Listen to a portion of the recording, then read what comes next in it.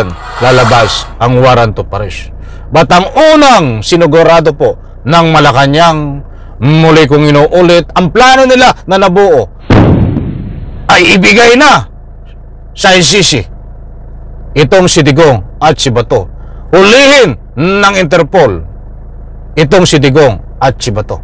Yan po ang utos na maliwanag ng Malacanang. If the ICC makes a move and courses the move through the Interpol, and the Interpol makes the request to us for the arrest or the Alright, welcome back to my YouTube channel. I'm Andes Vlog. Nako, eto ay ibibigay na sa ICC itong si Digong. Pumabor na sa ICC ang ating kasalukuyan, Pangulong Bongbong Marcos. Nako po, ay bigla hong nagbago ang ihip ng hangin, bigla nga bumaliktad ang mga sinasabi ng ating kasalukuyang Pangulong Bongbong Marcos noon na hindi siya payag na pumasok ang ICC. Before, yan ang kanyang stand, yan ang kanyang panindigan. But ito, latest update, mga kaibigan, tungkol dito sa usapin ng ICC na pumayag na kunin ng Interpol, hulihin ng Interpol si Digong, si Bato at iba pa ditong mga kasangkot. Hindi po ito fake news, mga mahal kung taga-subaybay. Bago tayo magpatuloy, gusto ko munang hingin ang inyong panig and reaction. Pabor po ba kayo dito sa paninindigan ngayon ng Pangulong Bongbong Marcos na pumayag na siya na kunin ng Interpol, na pumabor na siya sa pakipagtulungan sa ICC? And reaction, diyan po sa comment section, inaanyayahan ko po kayong magbigay ng anumang public opinion. Kapag mayroon po kayong pagkakataon, huwag niyo pong kaligtaan panoorin, pakinggan ang ibabahagi ko po sa inyo. Nako, ito po ang latest update tungkol sa ICC na ang warrant of arrest ay ibabahagi ko po sa inyo kung ano na ang sitwasyon at ang katotohanan dito ho sa panibagong statement ng Malacanang sa utos ng ating Pangulong Bongbong Marcos na pumabor na siya sa ICC na hulihin, ibibigay sa Interpol itong si Digong at si Bato. Iyan po lahat mga kaibigan, heto at ibabahagi ko po sa inyo. Shout out sa lahat. Nako po, ay huwag kang magtatago Digong, huwag kang magtatago Bato, Bongo, huwag kang magtatago, dahil ito ang katotohanan sa issue po ng ICC ay ang mainit-init pa na latest update. Ito, nako, napagpalang umaga. Bukas na raw makipagtulungan ng Malacanang sa International Criminal Court o ICC kaugnay sa investigasyon ng Duterte drug war. Pero mangyayari lang yan kung Interpol ang humiling na mag-aresto. Nasa frontline ng balitang niya. Ayan po mga kaibigan, maliwanag ko, mangyayari po ang lahat kung ang Interpol ay humiling sa pag-aresto dito kay Digong at sa iba pa niyang mga kasangkot. Siyempre kasama si Bato. Mga kaibigan, hindi po tayo nagpapakalat ng anumang fake news, mayroon po tayong batayan. Ito pa, Si Camille Samonte. go! Yung official record ng mga pulis ay 6,000 lang eh. Yung 30,000 na yan. Natawa si International Criminal Court Assistant to Counsel Attorney Cristina Conti nang harapang pabulaanan ni dating Presidential Chief Legal Counsel Attorney Salvador Panelo ang paratang kaugnay sa 30,000 napatay noong kasagsagan ng war on drugs si dating Pangulong Duterte. Nagkatabi ang dalawa sa isang forum noong weekend. Nagkasagutan sila nang tawagin ni Panelo na propaganda ang paratang tungkol sa mga napatay noong Duterte drug war. Ayan po yung mga, huwag na po tayong maniwala dyan kay Panelo. Yan ay abogado na nasobrahan ho ng talino. Yan ay kahit anong gawin nyo, ay talagang ipagtatanggol itong kanyang amo na si Digong. Ito at marami nyo pong matutuklasan. Panoorin po natin.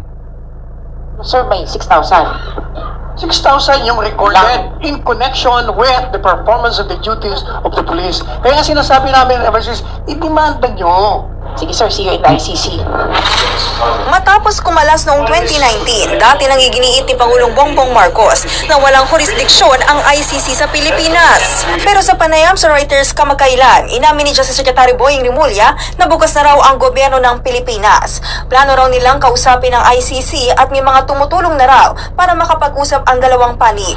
Agad Ayan mga kaibigan, nako! Kakausapin ng ICC ng ating DOJ Secretary. At nang sa ganun ho, ay ano ang nakapaloob? Ay siyempre ho, usapang ICC, mga kaibigan, ay nakapaloob dito, warrant of arrest, pag-aresto, Interpol, dahil yan ho, ang sinasad dito ho, sa susunod kong ibabahagi po sa inyo. Pakinggan po natin, mga kaibigan. Ito naman itong binatikos sina Panelo, giit niya, maituturing daw na insulto at pag-atake sa integridad at soberanya ng ating bansa ang pahayag ni Rimulya. Lalo't kontra raw ito sa posisyon ni PBBM na hindi sila makikipagtulungan sa ICC. Nitong Desyembre lang, nagbukas na rin ng online portal ang ICC para sa witness appeal para maghanap ng mga pwedeng magbigay sa kanila ng impormasyon na pwede nilang magamit sa kanilang investigasyon at posibleng trial sa umanay crimes against humanity ng war on drugs ni dating Pangulong Rodrigo Duterte. Ang DOJ naman dito sa Pilipinas, bumuo ng isang task force. Ayan po mga kaibigan, maliwanag. But dito ho, sa susunod kong ibabahagi sa inyo, ay kinokompirma nila ang utos ng Malacanang na ibibigay na sa Interpol itong si Digong, si Bato, para huliin. At siyempre, mga kaibigan, yan ay utos ng ating Pangulong Bongbong Marcos. Heto, para magsagawa ng case build-up at kumalat ng sapat na ebidensya sa mga taong iniuugnay sa umano'y EJK ng War on Drugs. Pero ibang usapan na raw kung magpapatulong ang ICC sa Interpol, lalo't may hiwalay na kasunduan at obligasyon ng Pilipinas sa Interpol. Ayan mga kaibigan, magpapatulong ang Interpol sa ating gobyerno. At yan ho, ay malinaw na hindi hadlangan ng ating Pangulong Bongbong Marcos, bagos tutulong pa. At ang ending ho nito ay ibibigay na sa ICC si Digong at si Bato. If the ICC makes a move and courses the move through the Interpol, and the Interpol makes the request to us for the arrest or delivery of the custody of a person subject to ICC jurisdiction, we will respond favorably or positively to the Interpol request. Sabi naman ni Atty. Napakalinaw ho mga kaibigan. Napakalinaw, inuulit ko, ng utos ng Malacanang na ibigay na si Digong sa ICC kapag hinuli ng Interpol. Iyan po ang importanteng mahalaga ng utos ng Malacanang na pinaninindigan ho nila, mga kaibigan. Naku po! Ay huwag kang magtatago, Digong. Huwag kang magtatago, Bato. Ay baka ka magtago kayong dalawa o huwag kang manlalaban, Digong. Eto pa. May legal na batayan pa rin kung makikipagtulungan ang Pilipinas sa ICC dahil may obligasyon pa rin tayo nang pumirma ang gobyerno sa Rome Statute. Nakakaloob mismo sa pinirmahan natin noon. At kahit pa umalis na tayo, nandun pa rin yung obligasyon na yun. Nagbabalita mula sa front.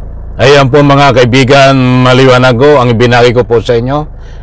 Latest update po yan sa ICC. At muli kong inuulit na inutos ng Malacanang na wag harangan ang Interpol, ibigay sa Interpol, ibigay sa ICC si Digong at si Bato. At nang sa ganun po, mapanagot dito sa kanilang kinakaharap na kaso. Nako ho, ay matindi ho ito. mga kaibigan. So ang kabang-abango dito, ako ay may naamoy na.